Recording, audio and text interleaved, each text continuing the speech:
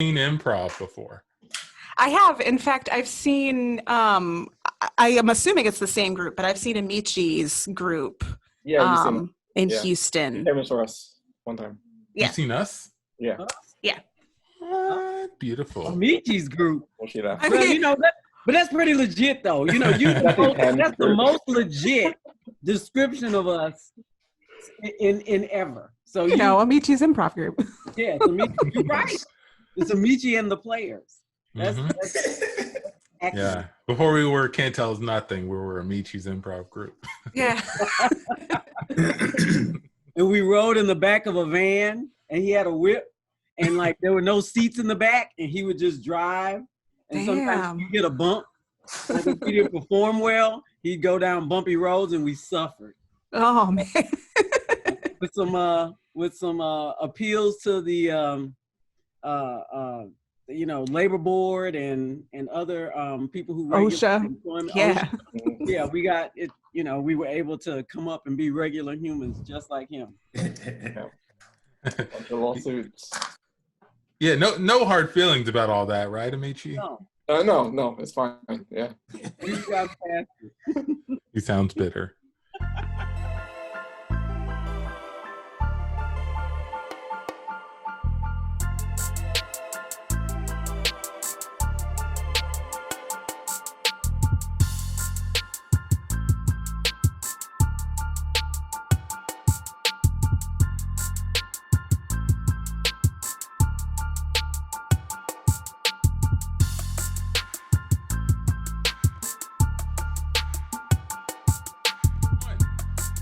Hello, everybody. Welcome to the Can't Tell Us Nothing show.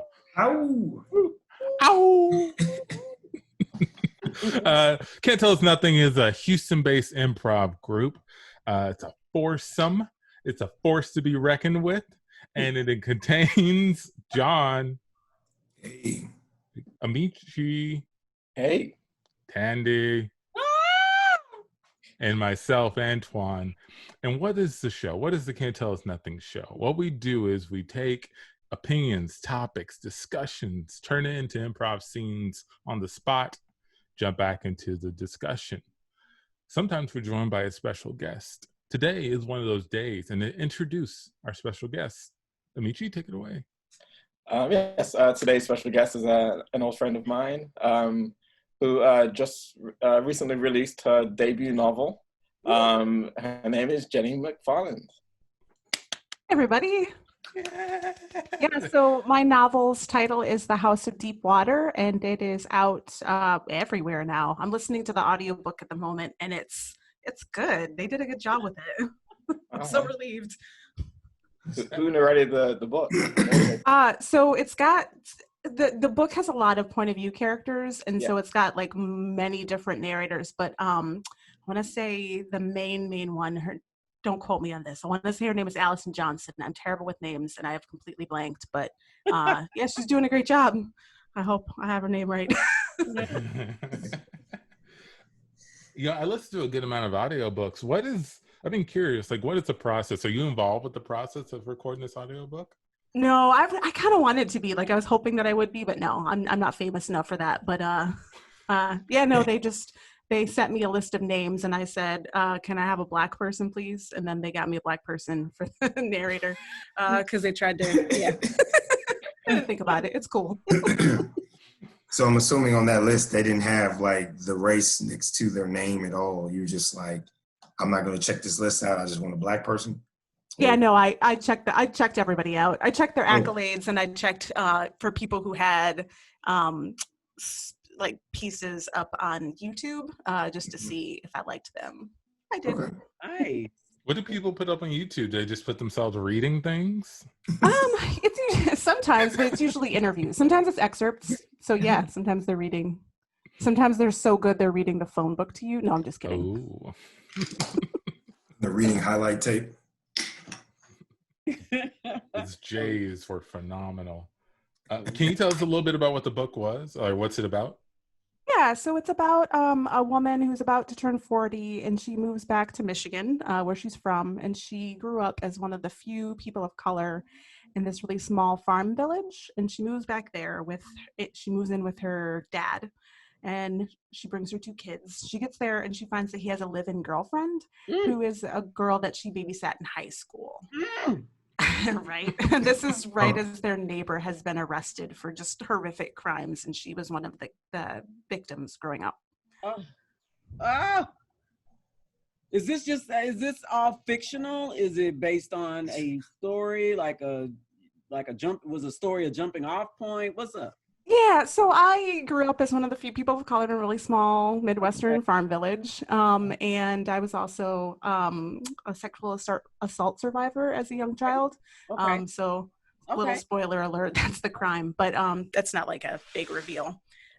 So yeah, it's a lot based on my experiences growing up, but also just like kind of my memories and impressions of the town I grew up in, which I know are skewed by just having a terrible time in life at that point in my life. But yeah. So in the process of, let's say, going to post-production with this book, did you have to clear any of your stories or talk to anybody that might get the wrong impression about a character that it was based off of? Or did you kind of did you go so far away from the original that, legally they can't do anything? Oh yeah, no, it's all fictionalized. I worked very hard, Okay. especially for people who might not come off looking so good to change those details. Okay. I always wondered that because I'm like, man, I'm sure that the story is always good, written in good intentions, but sometimes you have some pretty interestingly bad people in your life that make characters, right? Yeah. I don't think you do it out of spite. You're doing it because you're like, man, I really want to explore this. But I never knew like how that process went. If you could just like let them not know and they just get landmined, or do you get your team of lawyers to edit it or anything like that? So I did borrow kind of heavily from an ex-boyfriend, and I didn't change that much because he sucked and screw him. yes, That's how I feel. yes. And if he reads the book, you're like, that's a win for you, right? That's awesome. Oh, wow. Got to a ex-girlfriend and her boyfriend. Hey, Tandy. Yeah. Your daughter has been telling me that you're writing a new book. Oh, Sharice. She just likes to talk a lot. But yes, I am writing a book. And she also told me in this book that you put me as a horrible father. Yes, because you are. Snap. Well, I feel like this could be a launching pad for my career. So I was going to ask you if you can change some of the details to make me look really good for this new interview I'm going on for this job. Books, everybody's listening to books. Everyone's reading books now. If they see my character in your book, they might use that as a reference for my actual character. And I think you should help me out, You want me to help you out? You want half on the baby. Do you want half of my daughter's life and your daughter's life to suck forever? Wow. I hadn't thought about that. I was really just using this as like a cathartic experience to work through my stuff, but I didn't even think about what? When she was telling me about how you were going through your process, yeah, and all the stuff that I did to you back in the day, and I'm a changed man because of it. So I feel like you should put some of the changes in the book right now, so that when I go on this interview, I could bring the book to him, and he can even read my character, get me a job. Right. This I've been waiting for this, for us to sit down and talk about what happened, and especially with the background that you say you changed. Okay, so if we're going to talk about these things, let's talk about these things. Okay. Are these things going in the book? Yeah. Perfect. All of these things are going in the book. Okay, so I know your name is John, and I didn't change your name in the book at all, so the character's name is John. So John, there's a story that I wrote about the time when you were supposed to pick up our daughter, and I waited outside of McDonald's for 7 hours because you asked me to meet you there and you didn't show up. And we went back home, and then you called me the next day and said that you you got caught up at someone's house and you just couldn't make it.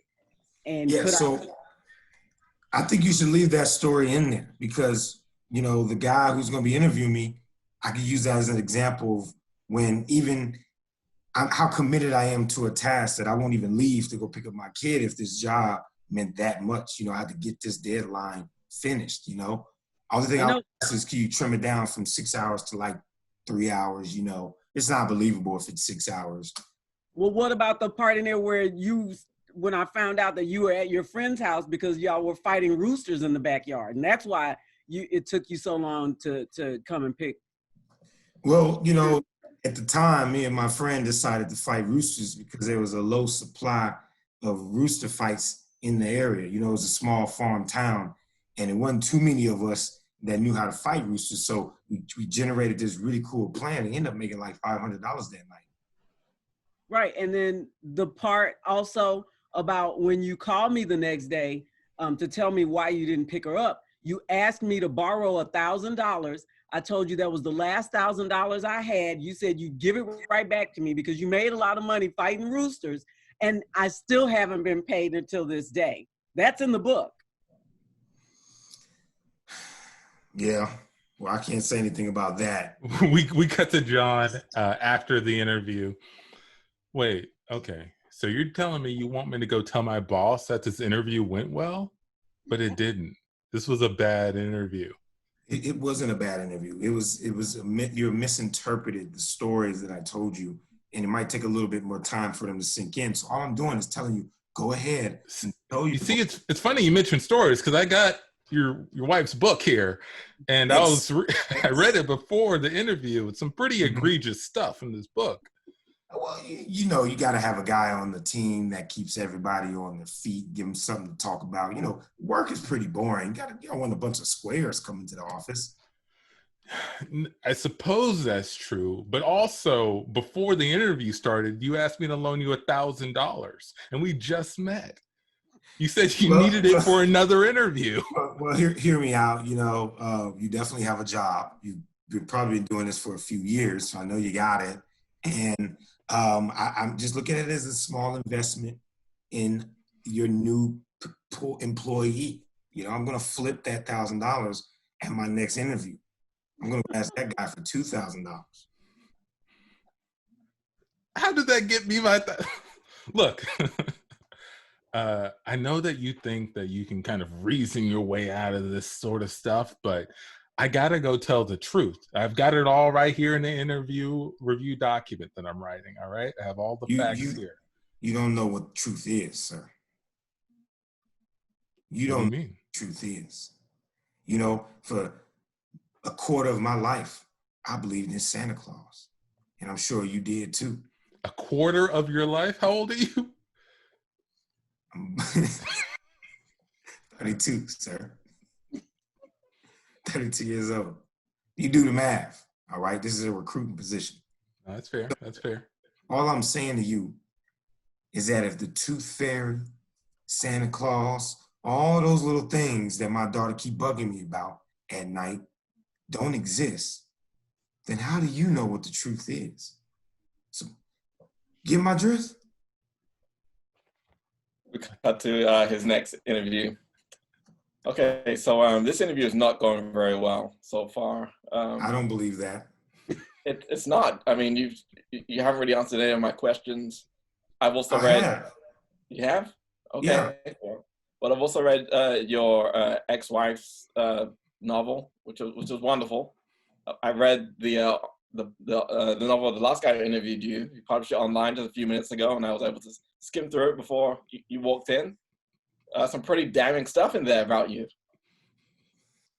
Well, you know, the book is semi-autobiographical, as it says on the title. It doesn't mean everything in that book is real. They make me a very, you know, multi-layered character. I helped her write my character, by the way.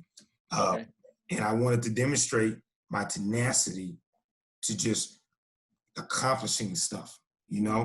Like, you give me a job, I'm gonna do it. Matter of fact, you know, if you give me $2,000. Oh, there it is. Either I knew it was coming. And scene.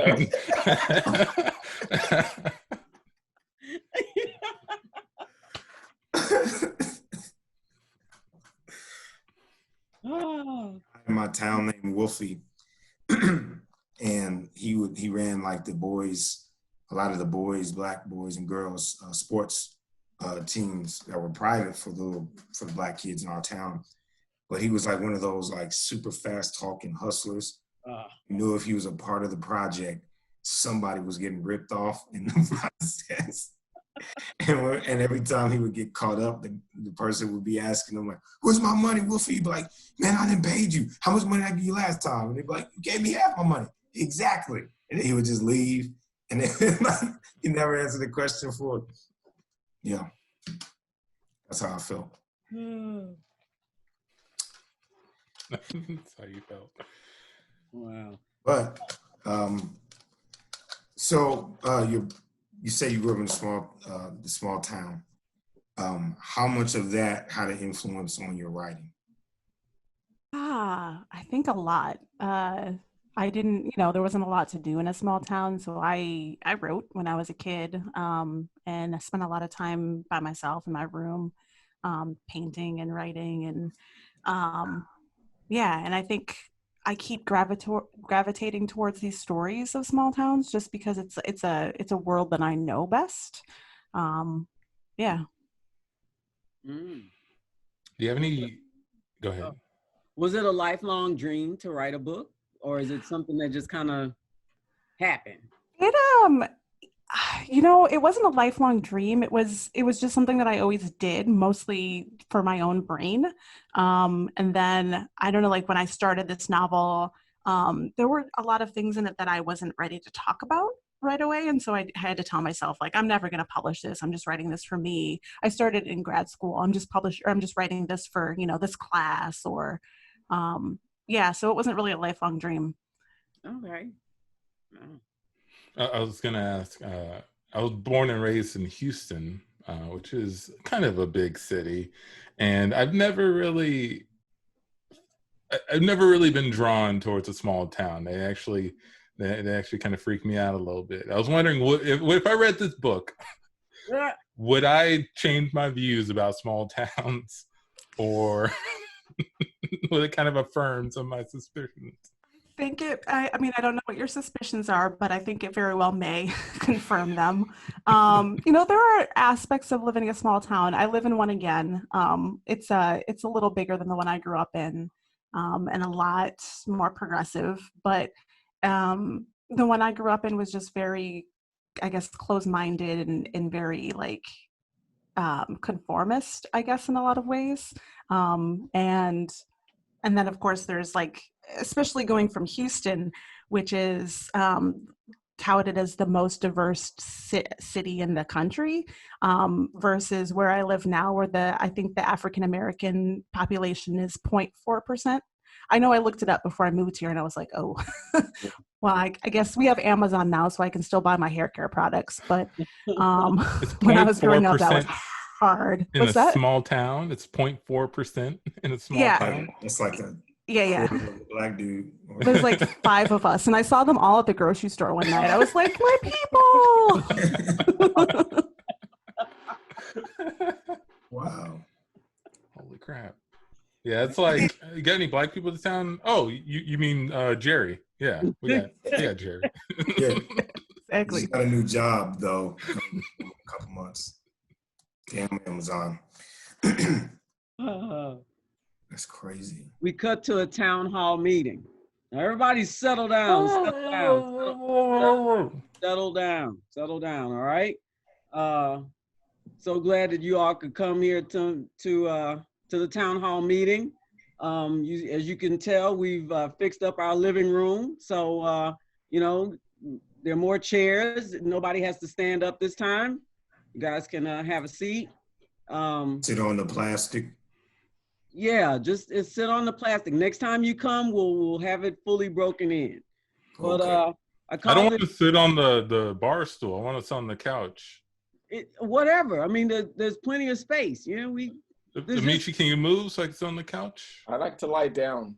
come on, guys. There's just 12 of us here. This is the town hall meeting. The whole town is here. We know each other. We still can't get along. We're still fighting about space. I'm stuck to the plastic. They're working. That's supposed to happen. Oh, yeah.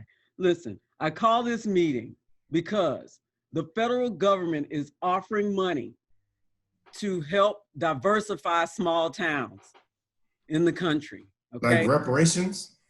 No, for what? What are we getting No, It Sam, sounded like reparations to me. Sam, be quiet. I'm just come on now. Like we need to paint the buildings a bunch of colors? No, people. They're talking about bringing in new people to towns. If we I don't want more people. I don't really this. like new people. I want more money. It's enough of us right now. It's 5 of us. The money is Enough of us to split, right? No. Evenly. The money is connected to the people. If we don't allow new people to come into our town, then we get no money. And Amici, you want another you want to put another gazebo in the back of your house, don't you? You want a little extra money for that? I do, but I don't want to share the couch in these meetings. If we get more people. If there's more people, you're gonna have to start sharing the couch, I Amici. don't wanna. That is not negotiable. If we get more money, if we get more money, I'll buy another couch. I mean, everybody can. Well, everybody won't have a couch at my house. It's not that big, but I can get another couch, guys. Come on. I got a question. Go ahead. Can we hand select the people we want? Now, thank you for getting on board with. Can we bring in Matthew McConaughey? I like Matthew McConaughey. He's not on the list. He's You not. might bring in a new Lincoln dealership in this town. Yeah, I just saw the Lincoln lawyer the other night. It's good. Really good. He got that Lincoln thing down pat. Lincoln thing. You don't need a dealership. It's just a few. Come. Hey, guys, listen. Yes, I think it's a good idea if we get a chance to interview the people who want to be a part of this town. No, I don't believe any superstars are moving here, and I don't think we're going to get a dealership. But if I could get everybody's buy-in, then I'll send a message back to the federal government and tell them that we're willing to take in new people to help grow our small town, to diversify. Now, how do we know that these new people won't be bringing trouble? That's true. Like bad movies and stuff. Yeah, I know all of you. I kind of like most of you, but I don't know them. And so I'm worried to bring in trouble. But that's the part. I think. Yeah, y'all remember when Amici showed up? Oh, yeah. Never let Let's the not couch go. I would always sit on this couch before he came here. Before he showed up 20 years ago, I was sitting on this couch. And the couch right there didn't have no plastic. I've been sitting on plastic ever since he showed up. You remember he spilled wine the one time. I said I wasn't going to sacrifice my couches again, so plastic everywhere. And let's not go back to the time when we didn't trust Amici, because it took us a while to get over that hurdle. All right, Amici, you're welcome here. Just That's good to hear. yeah. Am I welcome, guys? Yes. Yes. 20 years. Get your feet off the couch, though. I mean, that's the one thing I ask is that if you lay down, either take your shoes off and lay down, or if you're going to keep your shoes on, you can't put your feet on the couch. That's the one. No, they're covered in plastic. But it doesn't matter. It just doesn't look right. Okay, just okay. All right. I'll Thanks. I'll tell you what. I'll sign on to new people coming into this town Okay. if Amici never lies on this couch again. I'll interview and sign on to the people also if they give us a Lincoln dealership and let Matthew McConaughey do all the commercials. I think that's a good deal. No, it's not even. Guys, you busting my chain here. All right. You can't give us Matthew McConaughey? I can't. What are we doing here then? I can't promise that. I can't promise any of that. Listen, the only thing I've got a note here that says that they've got a family. It's a 2-person family, man and a Barely a woman. family at all. I call that a couple, not a family. Yeah, They're a family. They're a family. Is it a grandma and a kid? No, please, guys, let me just get this. We are being a little difficult. We're sorry. Yeah, we're sorry. Getting like We're gonna have to start having these town hall meetings in a neutral space. All right, Amici, get that gazebo together, and maybe we can start meeting out there because my living room just can't take it. You guys bring a lot of stress into my home. My wife can't even make great chili because of you guys. You know, she's all worried and pent up. But anyway, you know, we haven't trusted her since you married her. And scene. Yeah, that's sort of one of the things that gets me about a town hall is like if you're new there, everyone knows it like immediately. It's a new guy. It's a new guy. Yeah, that's a new guy. I don't need that. And they all like me mug you if you got a question. At least I meet people that have questions at the end of town halls. Jeni, are there things you miss about Houston? I do. I miss the community mostly and the restaurants and winters. I miss Houston winters. Really? Bad winter.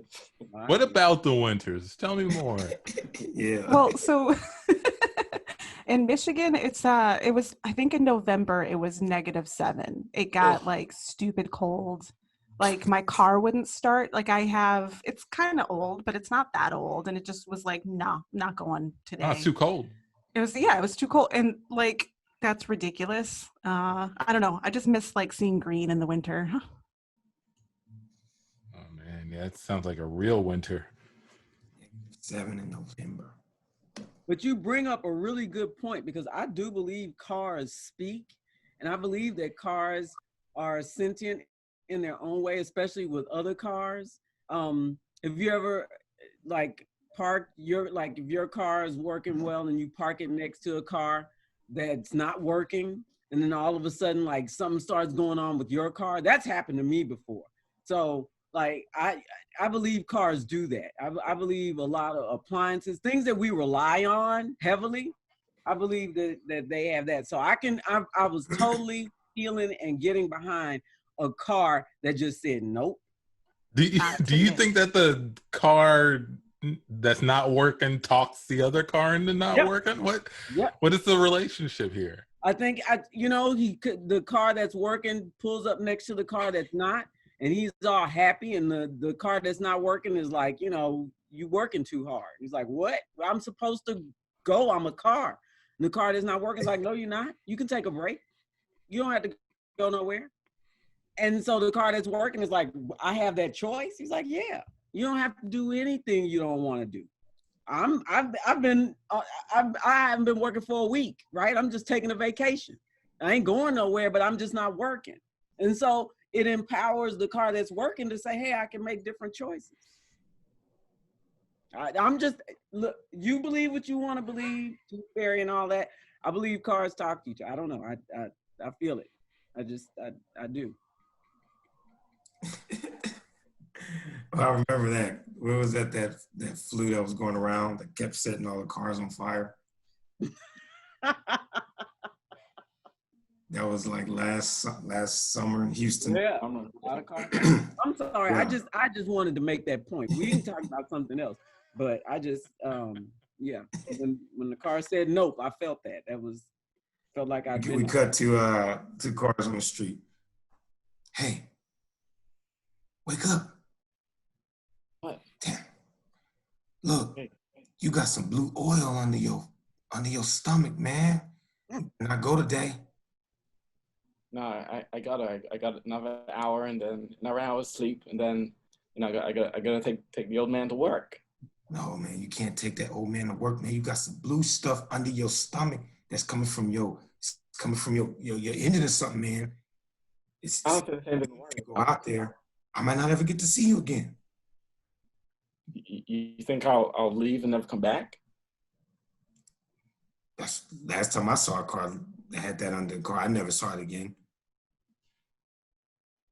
Okay, but I'm in pretty good shape. I'm only 3 or 4 years old. Listen, I'm just gonna be honest with you, man. Okay. Others of us, they really ain't shit, man. Look, I'm gonna prove it to you. When an old man comes and gets in your car, when he sees that light come on and lets him know that your oil is leaking, see if he does anything about it or if he ignores it. He cares about me, okay? He's gonna do He something. doesn't care about you. I'm telling you. How many times he left you on E? Huh? How many times he spilled Taco Bell in you? He eventually cleans it up. Man. He cleans it up? Eventually, yeah. You could never clean Taco Bell up, ever. My dad taught me that. I'm telling you, man, don't trust him. Keep your doors closed. Don't let him in. This might be the last day of your life. Okay, keep him out. Got it. You make some really good points, man. How'd you get so wise? What, you said it again? How'd you get so wise? You make a lot of really good points. Oh, you know, my driver watches a lot of flat earth and conspiracy theories on YouTube. Just audio books them all day. I just feed up and all that information, man. You know, if we keep driving this way, we'll just fall off the earth. What? Hey, Tandy, get your broken down car out of the driveway. You gotta go to work. All right. All right. Yeah, man, don't let him do it, man. He looks like somebody you don't want to mess with. Look at him. That's weird. The door's locked. The key's not working. The battery's dead. Hey, Teddy, do you have the other spare key to the Ford out here? All right, I'll come get it. Okay, I did it. I didn't let him in. So good job. Good job. Hold tight, brother. That was good. That was good. Okay. You've been parked there for a while now. How long have you been? About a couple weeks. Couple weeks. You haven't left. You have no desire to go anywhere.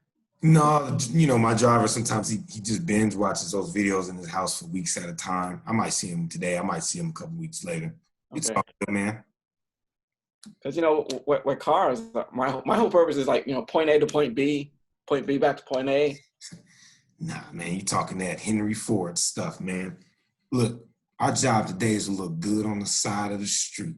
You know, you want people to take photos of us, you know, have the leaves in the fall on us so we can get in all the Instagram stories, man. We're major now, man. We're not just a bunch of boxers riding around on a bunch of wheels. We're a lifestyle. Look at me. I know I got a bunch of bird doodle on my windshield, but it's texture.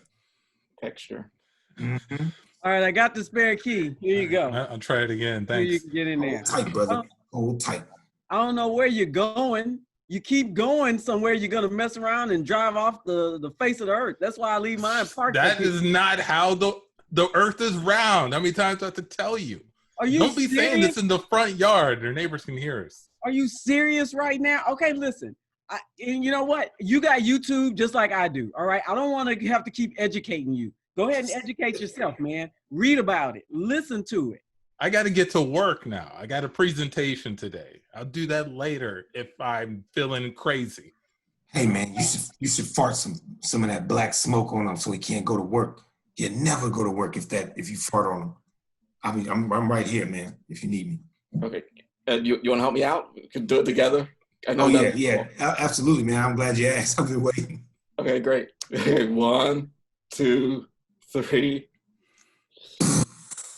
Whoa! Hey, man, what'd you do? I just gave you the spare key. What are you doing to my car? I didn't do anything to your car. You haven't even touched your car in weeks. I know I haven't. That's what I'm saying. So why is it spewing out black stuff? It's following your car. I think it's following your car. No, man. My car has been car. good to me. I show a lot of love to this car. I wouldn't do that to me. Well, why wouldn't? There's nothing wrong with me and my car. We got a great relationship. Have you ever taken it to the mechanic? For what? For that. What it just did. I don't know what that means, man. Listen, cars are, they're here to get you from A to B. But once I found out that the earth was flat, I was like, no more. All right. I'm just walking in a circle just around this house. That's as far as I go. I don't need that car to do anything except sit there and look nice. Yeah, right? well, you're lucky you work from home. I still got to go to an office, and now I got to change. I got smuts all over my shirt. I'll be back. All right. Hey man, I was thinking, you know, he is really good to me. You know, he tells me all his secrets. We sing together sometimes on our rides. You know, I don't have that kind of relationship with anybody else. Maybe I should take him to work. No, I can't stop you from doing anything. But all I know is if you keep driving down the street, you and your job might fall off the end of the earth, man. What are you gonna He say? said that wasn't true. You know? What does he know? What does he know? I don't know, but I feel like I should trust him. All right, Ford, you ready to go? Yep. Oh, it opened. All right. Okay, I gotta go. Thanks for the key, Tandy. No I'm problem. out of here. Hey, Good Ford, luck. Come back. you want to take a, I know I have the presentation, but you want to take a more scenic route, maybe a long way? Sure, let's do it. Let's do it. And they drive off the end of the earth. Bing. Flat earth, baby. Because you know it's going to end there. That's funny. Speaking of talking cars, one thing we'd like to hear about are unpopular opinions, controversial opinions. I was wondering, Jeni, if there was any that you hold that you wouldn't mind sharing and discussing. Trust me, this is a safe place. We just want to learn. Okay, this is my opinion. Don't judge. I liked the end of Game of Thrones. I liked it. Okay, well, I've only seen I like I've only seen up to like season 4, like midway. So I have no opinion on this. I'll let you guys with more context speak. Did anyone watch the end, Tandy or Michi? Yeah. No, I didn't watch the series. Because I was gonna say I didn't see the end either, but I knew like fans are like split. So I wanted to get like what is the context of why they did not like it versus why you think what is the split? I mean, so nobody will tell me. Like I've asked people and they're just like, I didn't like it. And then I heard once on a television show, someone said that they didn't like it because the main female character went crazy. And like, they were like, oh, can't we have a strong woman who doesn't crack under pressure? And like, I don't think that's it. I think like, first of all, she had these dragons and like, she wasn't going to use them. And then second of all, like she had a family history of insanity, so it made sense. And also dragons. So man, I was happy. You don't keep your composure with dragons. Yeah, seriously. So people feel like they were kind of harking on a stereotype about females under pressure, and that's why they didn't like it. Yeah, that's the only argument that anybody has ever, and that was on a TV show. Like nobody will personally tell me why they didn't like it. They were just like, I don't like it. I don't have time for you now. Yeah, I didn't think it was great. I didn't think it was like terrible. I felt it was almost like they rushed it. Oh yeah. Almost like they were like, oh, let's just end the show now so we can go do other things. Which was my kind of issue. Like stuff started happening out of nowhere, and it's like really, it ended like a lot, I think, quicker than it should have. Like some of the stuff was like, let's just tie everything up and end the show. That was kind of my issue with it. Yeah, rather that's than like fair. playing things out properly and saying, things that had been set up weren't really paid off. Yeah, like things that have been set up were paid off in ways that maybe weren't satisfying to people. I could see that. I still like. I was watching for dragons. The Night King. We had all the stuff with Jon Snow, the Night King, and then they don't fight, and somebody else kills him. Yeah. Yeah, why? But Arya kills him, so it was perfect. Huh? Yeah, but it was. Yeah, I don't know. Like things were set up that weren't really paid off. That was my. Yeah. You agree with that, Jeni?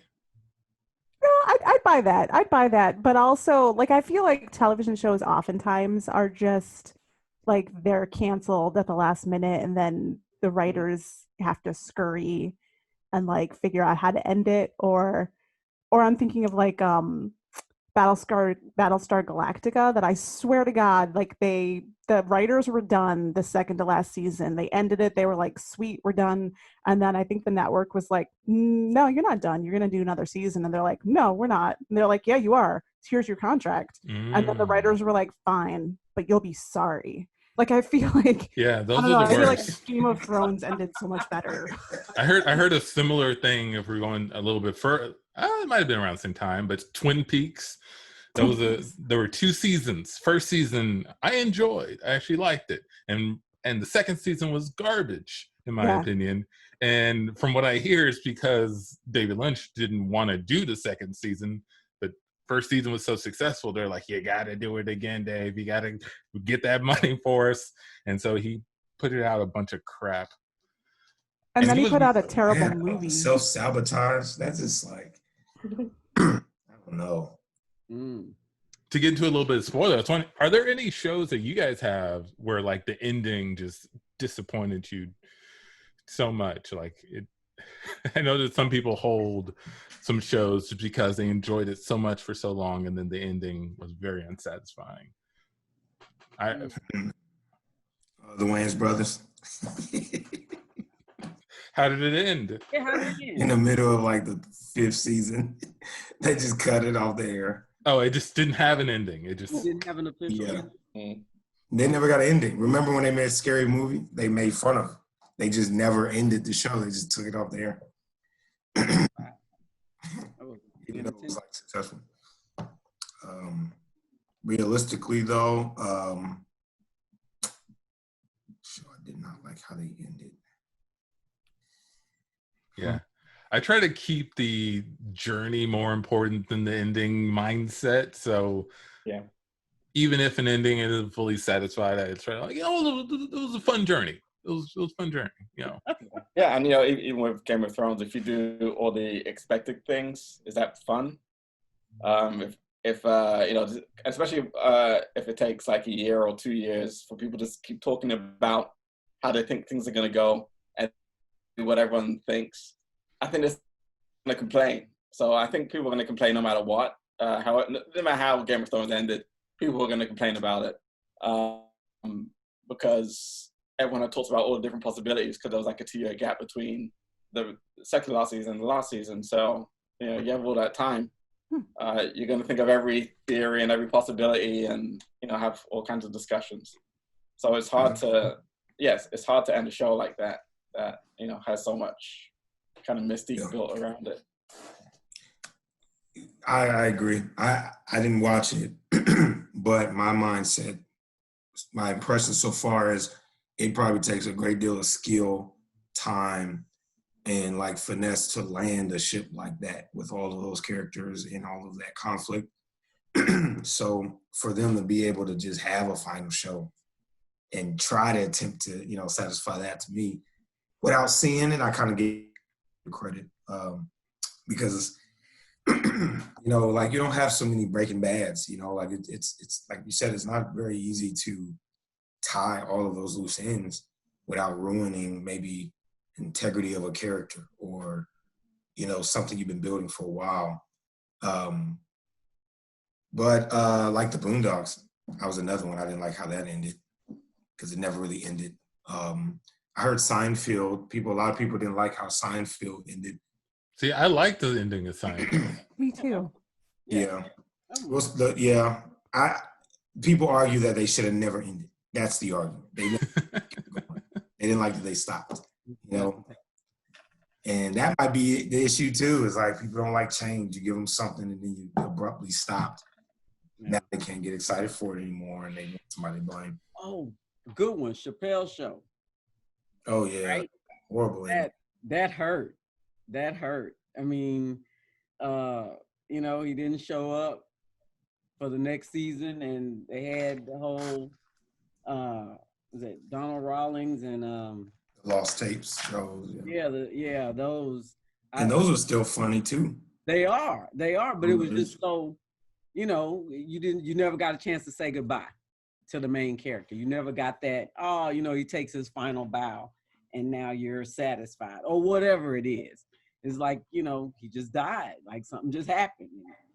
I mean, we see him again, of course, but for the show, no, just gone. That hurt. Yeah.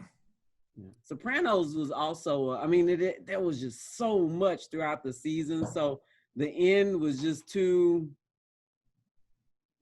quiet, I guess, for all of the drama and all of the stuff that was going on, you know, just to end with them at dinner. And then like we assume something terrible happens, but you know, we never, it's kind of like, what's the name of the movie?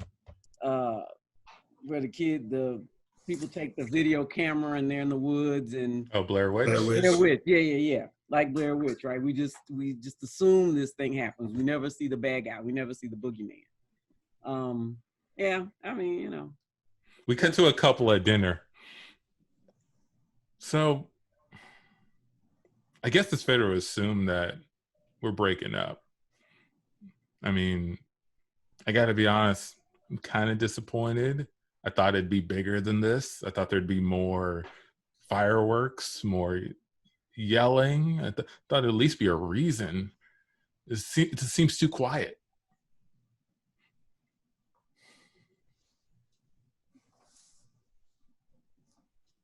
Oh, you talking to me? Yes, Oh, I'm talking to you. Yeah, I'm sorry. I was off in another world. Yeah, well, I mean, you know, sometimes things aren't as I don't know, they're not as big, you know, as you But our think. relationship was so big.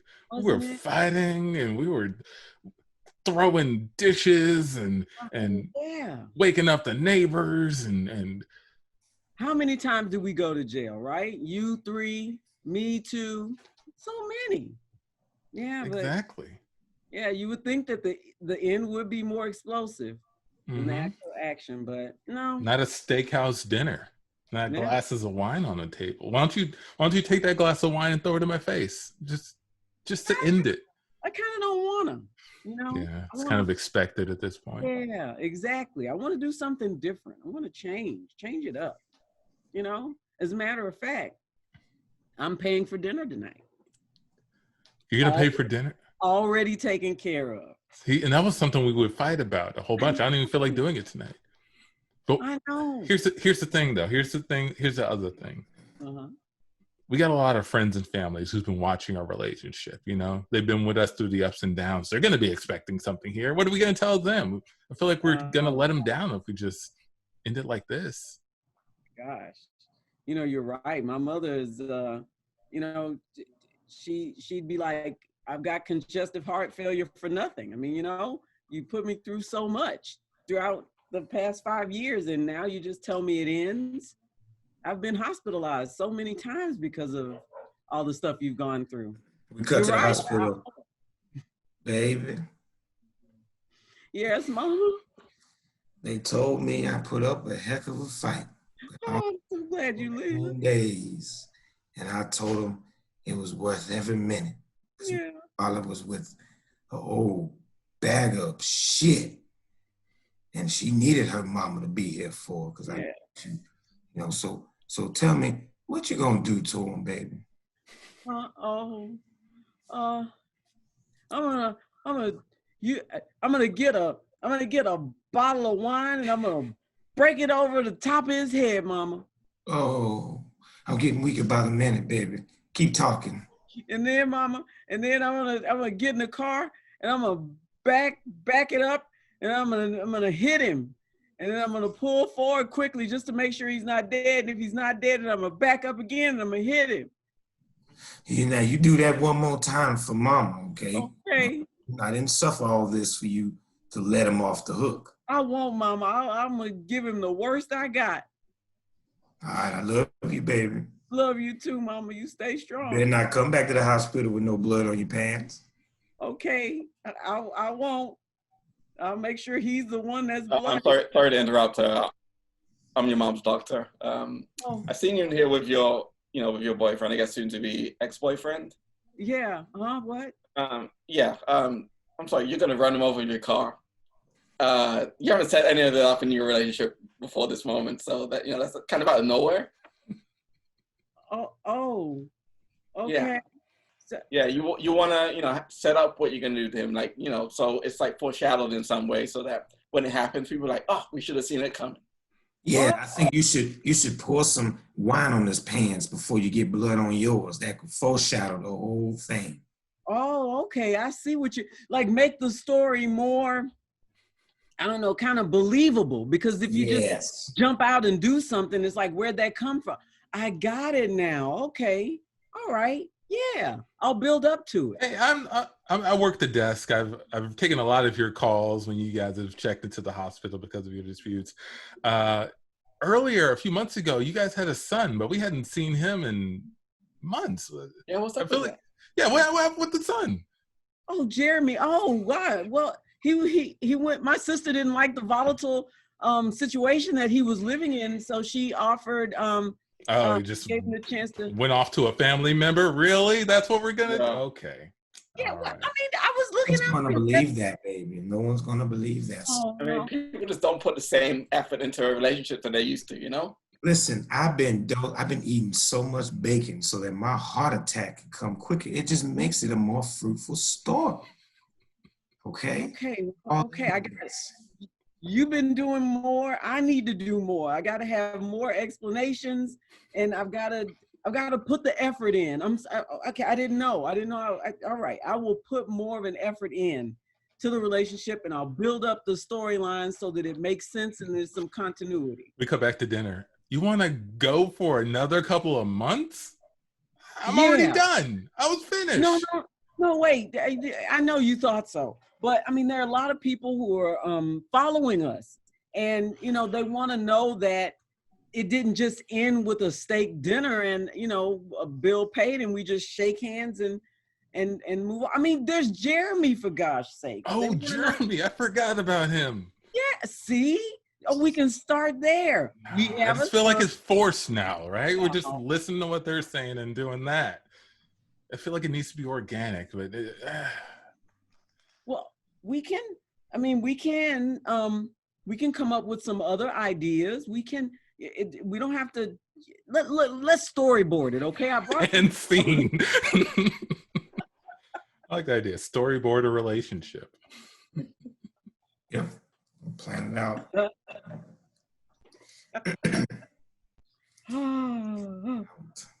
So did you feel like, we're talking about ending of stories, did you feel rushed or put upon to finish it, or did you have all the time you needed? Do you feel like you did your best, and well, not your best, but like you wrote the story you wanted to put out, or you feel there were like some outside pressure or something else dictating? See, my voice always goes high when I'm about to lie. I'm gonna be honest. I gotta work on that. There were definitely some people in my life who didn't want me to talk about certain things, and so it was a lot of like convincing myself that it was okay. But yeah, by the time I went out, looking for an agent with it, yeah, I felt pretty good about the story that I told and the way that I had told it. And then everything changed during edits. Okay, so it was already finished, and then you presented it for. Okay, yeah. So it wasn't like a come on, chop chop. We need to know what happens to this girl in the small town now. What's going on? No, and I don't know how writers do that and like sell a book before they've written it. Like that would no, I could not. Well, you have an agent now, right? So I guess you would just work with the agent and keep writing things, right? Yeah, but like the writing on a deadline or like that would kill me. And I'm a slow writer. Do you have other writing practices? Do you keep like a journal, or you write short stories and blog posts? I have copy? just like notebooks that I write whatever comes to mind. So sometimes it's more like journals, and sometimes it's stories, and sometimes it's terrible poetry that nobody ever should read. Can you read one for us right now? No. You say terrible, you mean like it's like you're doing like a stream of conscious and you're putting it out, or you're just not that good at it yet? Yeah, both.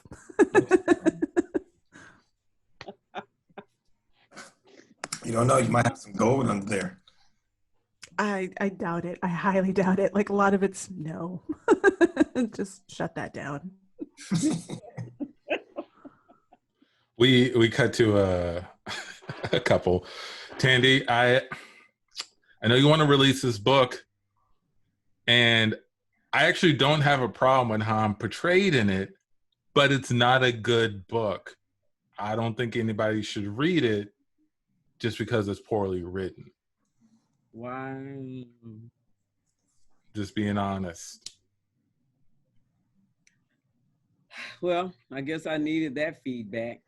Like I need a hole in my head. Who says that it's poorly written? You? The guy who doesn't care about me anyway? You think I'm gonna believe what you have to say? Nope. I'm going with my book. I got a meeting with my agent this evening, 6:30 p.m. Bringing the book. Agent's gonna read it. Agent's gonna love it. We cut to Tandy with her agent. Okay, Tandy, most of this book is you telling your husband off for not thinking your book was any good. What? Yeah, just you making fun of him. I mean, Like, there's a lot of gold in there. Are you really, you don't like it?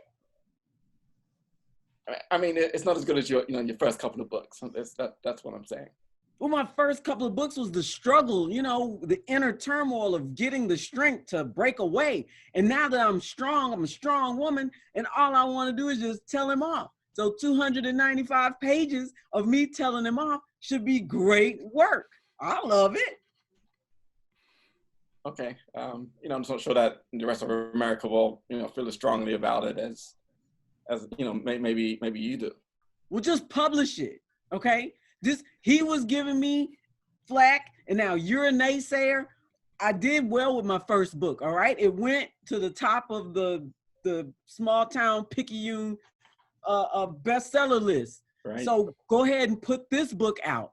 This is a small town. Everybody knows everybody. They're gonna love it here. We know one another. We cut to a town hall meeting. All right, everybody, quiet down, quiet down. Now that we're meeting in my house, there's one thing we need to talk about. Tandy's book just came out. You notice she's not here because I wanted to discuss. I want us to speak honestly. I don't like how she portrayed the town. How do we feel here? She didn't even get our book list correct. Couldn't even pronounce it. Yeah, the Picayune top of the charts list. Yes. Yeah, well, Trust you. Well, Amici came up with that name. I mean, that was back when we didn't like him. But I was new to town. I think he named it that because we didn't like him. Right, I think so. But we voted not to change it.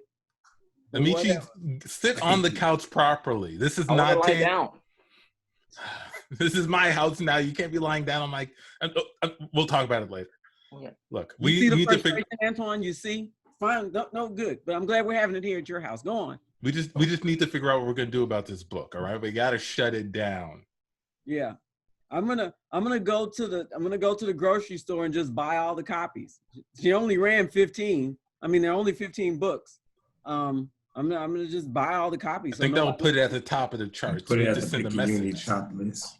Well, what kind of message do you want to send? I mean, fine, all right, but okay, that's the only idea I have. What else can we do? I have an idea. Maybe we should get her ex-boyfriend to write a book about her, and he can make our town look really cool in the book. Oh yeah, I like the sound of that. I like that. That dude's pretty brainy. He really knows how to flip money, man. He's made a lot. We cut to the town hall meeting the guy at dinner. You want me to write a book? I'm kind of over the relationship. Well, that's not how we see it. We see that she's still hitting you pretty hard in this book, opening that door back up. You don't want this whole town to look at you as a Picayune wimp. I feel like if we feed into the views of others, we're really just going to go down a very predictable and cliche route. I'd rather just sit here in the steakhouse and drink this wine. Well, how about we just leave you a little piece of paper right here in this pen, and whatever random thoughts come to mind that aren't going to be typical, we go ahead and put them down on this piece of paper, you know. Okay, that's interesting. See what happens, you know. I saw you guys outside of the police station at least 3 times last month, and you know, one of those times she was choking you, hands just tightly around your throat. I mean, that's use that for inspiration. Yeah, It's inspiration, man. Kind of story from that. And he takes the paper and the pen and he gets his car and he drives to the edge of the earth and he sits there on the hood. How does this sound, Car? Our relationship was tumultuous. Is that how you spell it? Do you know how to spell tumultuous? I don't have a dictionary, no. I don't know. What you saw a lot of our relationship. What did you think, Car? Yeah, you know, it had its ups and downs. It had its start, but it felt like it, you know, kind of ran out of gas a little bit. Scene.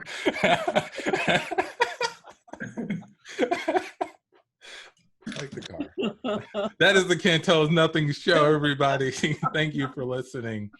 And thank you, Jeni, for being our special guest. Let the people know. Yeah, let the people know where they can find you and where you can find the book and anything else that would delight them. Yeah, so my website is just JeniMacfarland.com, and there's a link to where you can find the book up there, and also all of the interviews that I've done. I put up there as well. So yeah, just go over to JeniMacfarland.com. What type of interviews are they? It's mostly like I did like Black Detroit, the magazine. I did an NPR one for local NPR. A lot of podcasts, things like that.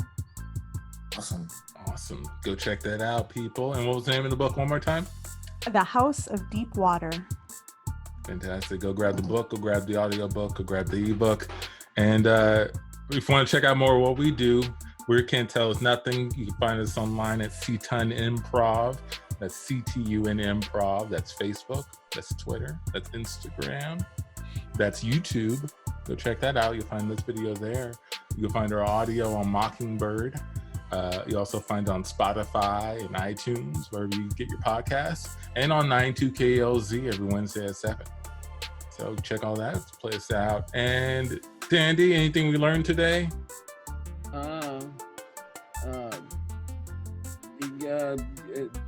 Put you on the spot. Michigan summers. They sound cool. John, anything we learned today?